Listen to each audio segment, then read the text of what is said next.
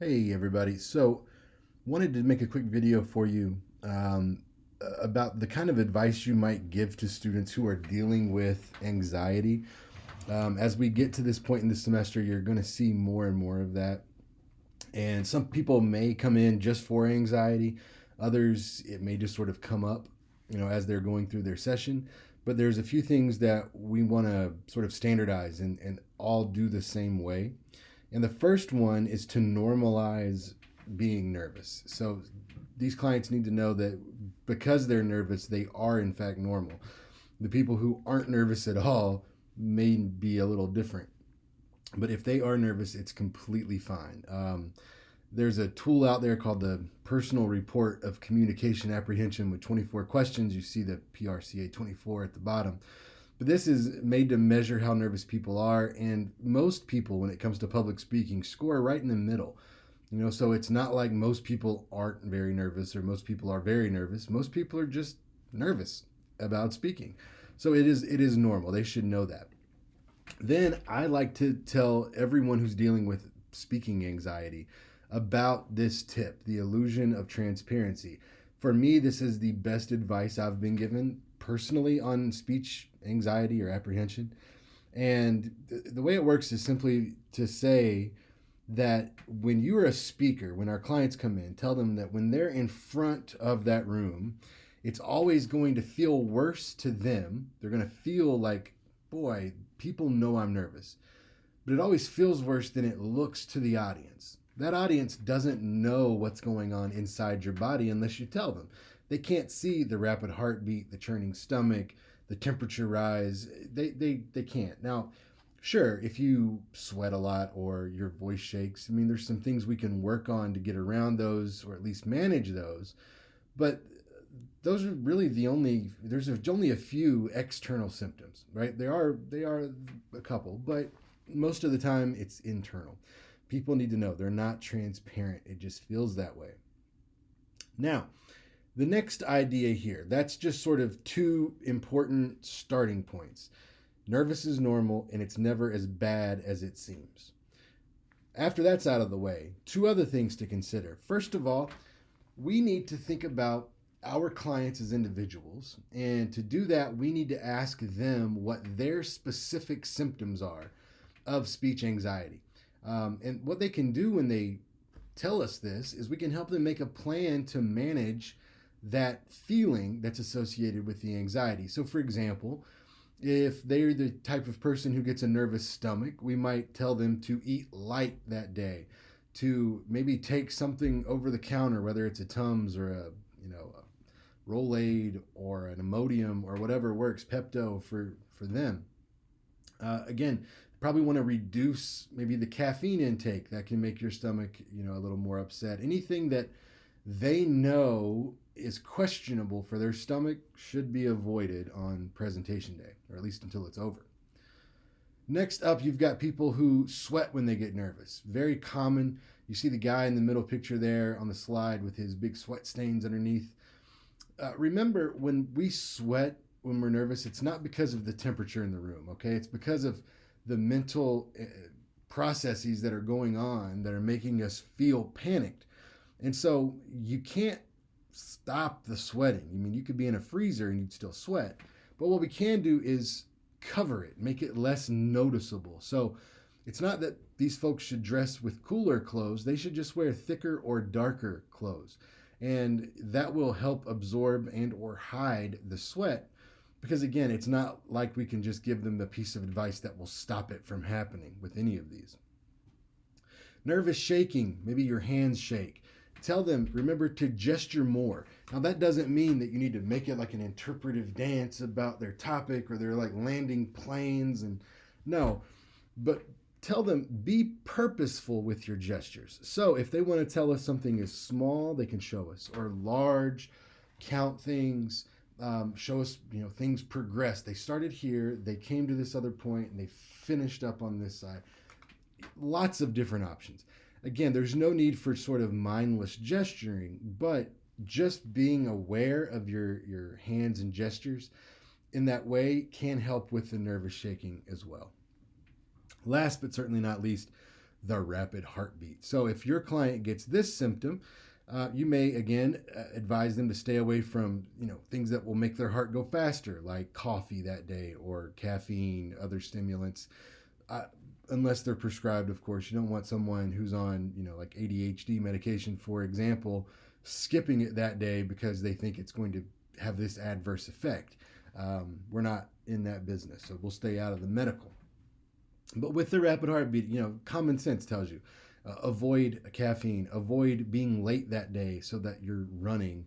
Imagine this client is late, so now they get to campus and they need to make that 5 or 10 minute walk in 5 minutes.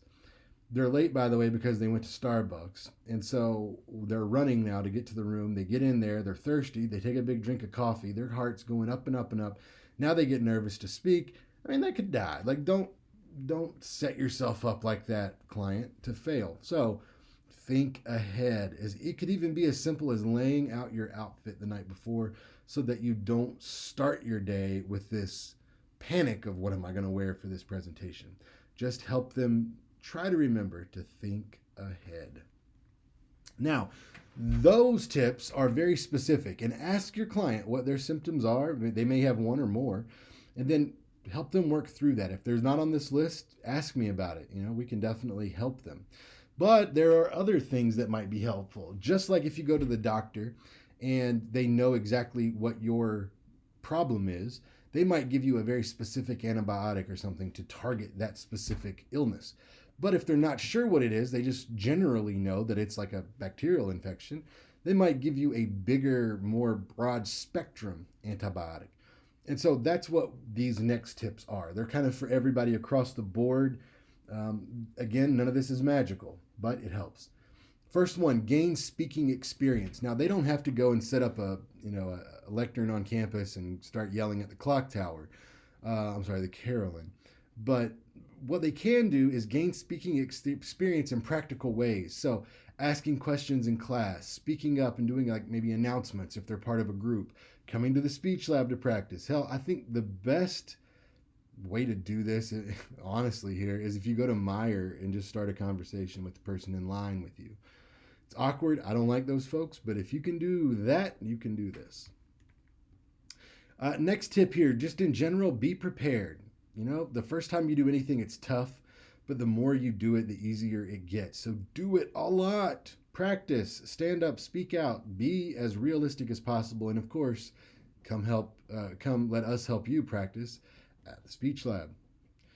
We've all heard the little engine that could, the power of positive thinking. This isn't magic, but I think I can is much better than I think I can't. The idea here is that if you stay positive and put in the hard work, you increase your chances for success. But if you think you will fail, you increase your chances of that as well. So keep them as much as you can in a positive mindset and believing in themselves. That is where we get a little bit blurry now. Listen, because on one hand, maybe there's 10 things they need to change in their speech, but we can get a feel for them. And if we tell them all 10 things, they're going to get negative and they're not going to do well. They're going to shut down. So what you may have to do is maybe pick your top 5 things that need to change and then reinforce the idea of staying positive over and over again. Now, speaking of being positive, it can be done sort of in the moment.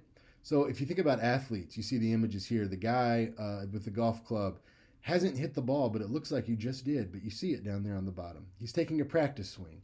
He's visualizing where he wants the ball to go. Same thing, on deck circle for softball or baseball, timing the pitcher.